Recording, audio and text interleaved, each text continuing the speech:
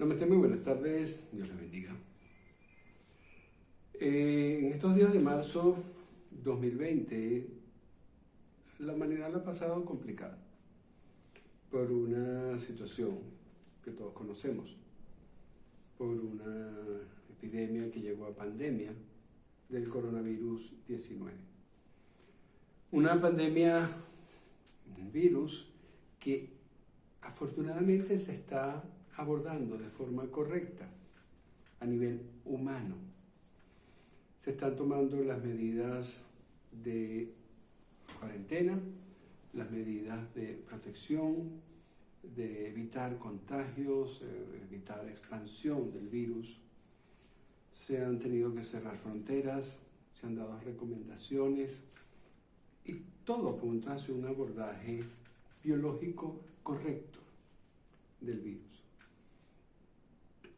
Muy incómodo para la parte humana, la parte social, inclusive para la parte económica, pero necesario para acotar algo que puede ser bastante más grave.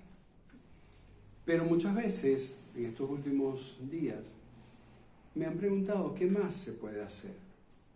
Una pregunta que deja entrever que somos algo más que entes biológicos, algo más que entes sociales, porque repito, la parte biológica y la parte social llevan un abordaje correcto. Ese adicional, además de ser entes biológicos y sociales, ese adicional apunta a nuestro aspecto espiritual. Entonces la pregunta es, ¿qué se puede hacer a nivel espiritual? Cuando nosotros queremos enviar recomendaciones de un ente biológico como un virus, hay que conocer a ese ente desde su aspecto terrenal. Afecta a la parte humana y las medidas hay que hacerlas en la parte humana. Pero nosotros no solo somos seres humanos, no solo somos seres terrenales. Cuando nosotros nos consideramos seres integrales, seres que tenemos mayor trascendencia que nuestra parte humana, es muy pertinente entonces la pregunta: ¿qué más se puede hacer a nivel espiritual? Pero al igual de que caracterizar el virus desde el aspecto terrenal, biológico, es necesario para el abordaje humano, hay que empezar a entender ese concepto de virus desde la parte espiritual. Y lo voy a tratar de explicar desde la parte mística. Me refiero a la explicación con leyes universales, desde el entendimiento de procesos de aprendizaje espiritual, que es lo que corresponde a la parte mística. El entendimiento de un virus desde la parte mística tiene que pasar por encontrar un proceso a nivel místico que sea similar a un virus.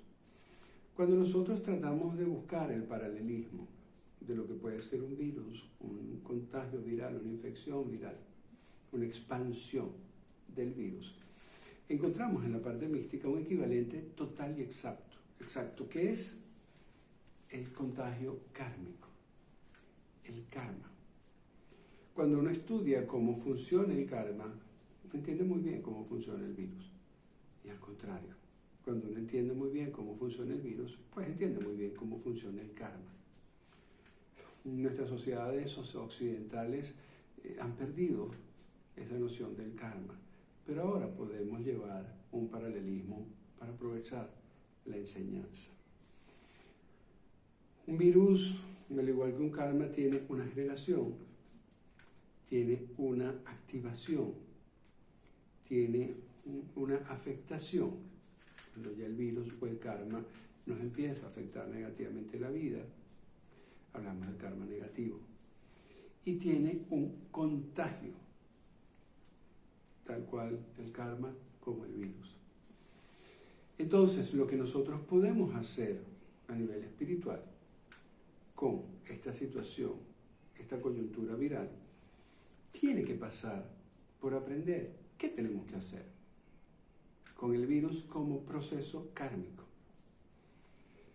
Lo primero que debemos tratar de entender es por qué hubo la activación del virus. ¿Por qué el virus apareció? Es equivalente a pensar por qué el karma estaba allí presente. El virus aparece y se activa. El karma se acumula y se activa. Cuando vamos ahora a utilizar unos minutos para entender el proceso kármico y entenderemos el proceso viral. Para entender el proceso kármico tenemos también que ver de dónde salió ese karma que luego se activó, que luego afectó y que está buscando contagiarse, expandirse. ¿De dónde se genera un karma? Antes que nada, un karma es una ley universal. Quiere decir que el karma como ley, como proceso, existe, a pesar de que las personas no crean, a pesar de que no la conozcan, a pesar de que la subestimen. El karma es una ley. Y como ley nos afecta a todo el universo. ¿Cómo se genera un karma? Un karma se puede ver como una energía que vamos acumulando. Y llegado un momento, esa energía se activa y empieza a condicionar nuestra realidad. Si la energía no es muy buena, pues el condicionamiento que da ese karma en nuestra realidad no va a ser muy bueno. ¿Cómo se acumula? Vamos a ver la acumulación, vamos a ver entonces qué hacer en el estado actual y vamos a ver qué debemos hacer en el futuro inmediato. Porque esos procesos son los que hay que entender para poder controlar. No es solo ahora darnos golpes de pecho por lo que hicimos o dejamos de hacer para que el karma apareciera. No es solo ahora controlar la infección, sino evitar que se produzcan hechos en el futuro similares. Tenemos que abordar todo el proceso. ¿Qué cosa genera como primera etapa un karma? El karma es una energía que responde a, más allá de que nuestras acciones, muchos de ustedes conocerán el karma como la ley de acción y reacción. El karma es una energía que vamos acumulando gracias a nuestros estilos de vida. ¿Okay? Estilos de vida malos o buenos. No estamos hablando de que son estilos malos o buenos, correctos o incorrectos.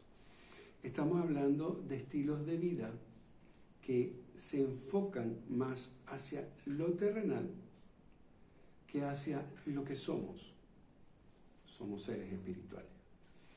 Cuando nosotros como seres espirituales nos enfocamos más a estilos de vida preocupados por el asunto terrenal, en este aspecto terrenal se empiezan a generar energías complicadas que llamamos karma y se empiezan a acumular en cada uno de nosotros.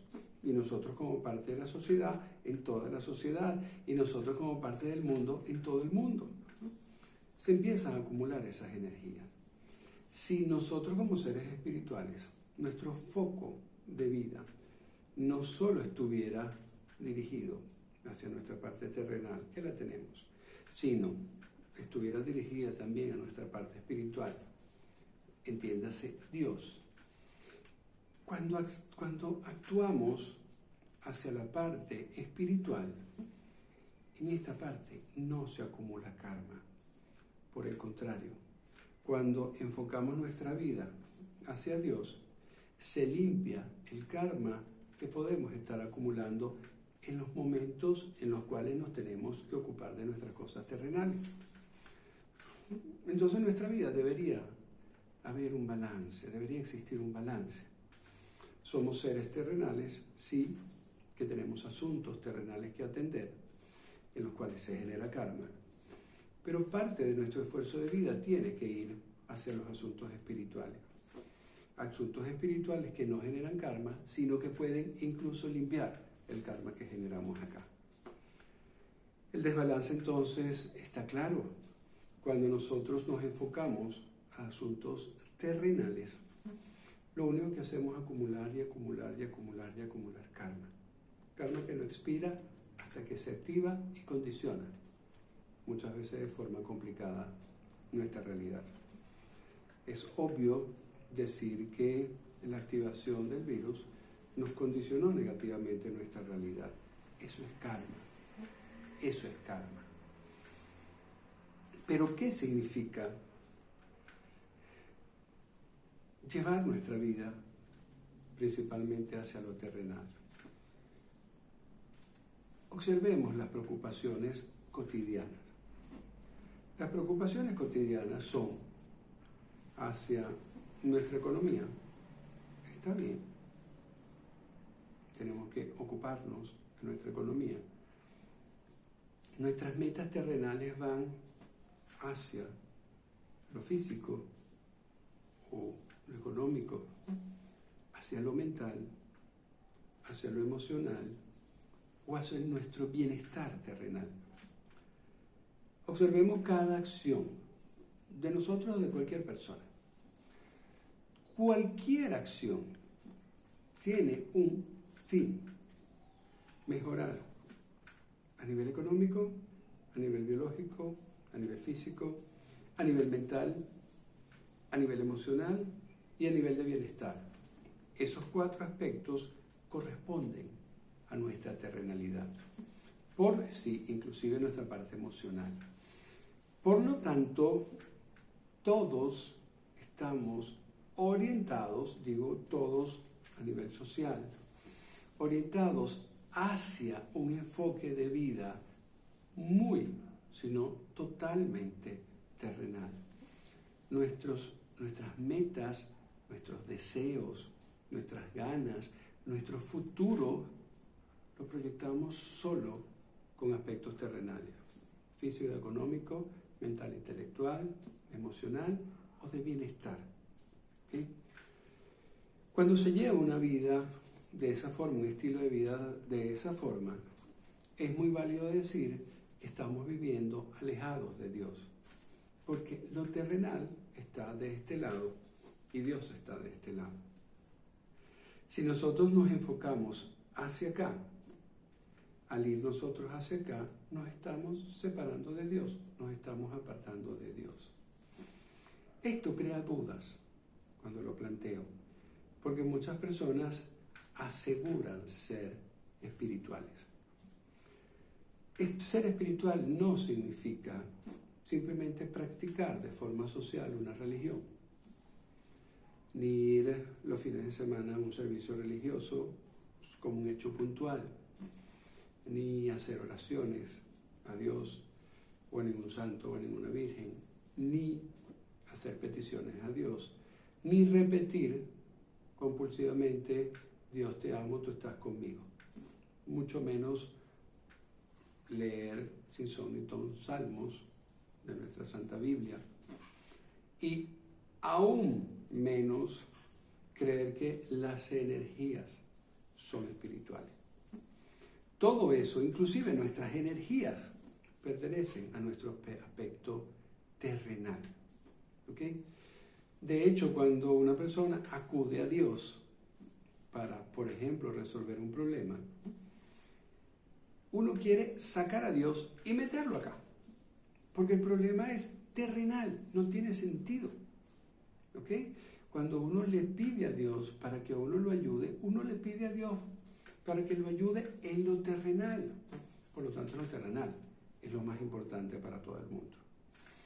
Ese estilo de vida enfocado a metas terrenales, repito, humanas. Hablo de metafísicas, metas económicas, metas mentales, intelectuales, proyectos emocionales o de bienestar terrenal. Cuando la humanidad se enfoca hacia eso, se está alejando de Dios. Y una vida alejada de Dios produce inexorablemente karma. Uno tras otro vamos acumulando karma. Pero entonces, si esa actuación social, religiosa, no es lo correcto, no es lo espiritualmente acertado, para no decir que es incorrecto, o lo espiritualmente suficiente, ¿qué es lo verdaderamente espiritual? ¿Cómo nosotros cambiamos este protagonismo hacia un protagonismo compartido más hacia Dios. Hay una sola forma de hacerlo, y es adoptando o adecuando nuestras conductas humanas no hacia lo que el mundo quiere, sino hacia lo que Dios quiere. Si revisamos todas las religiones, en todas las religiones, de todas partes del mundo, Dios nos da lineamientos. Lineamientos que no son más formas de comportarnos, conductas espiritualmente correctas. Vivir de forma espiritual. ¿Okay? Dirigir nuestra vida hacia Dios significa adoptar nuestras conductas hacia lo que Dios espera que hagamos.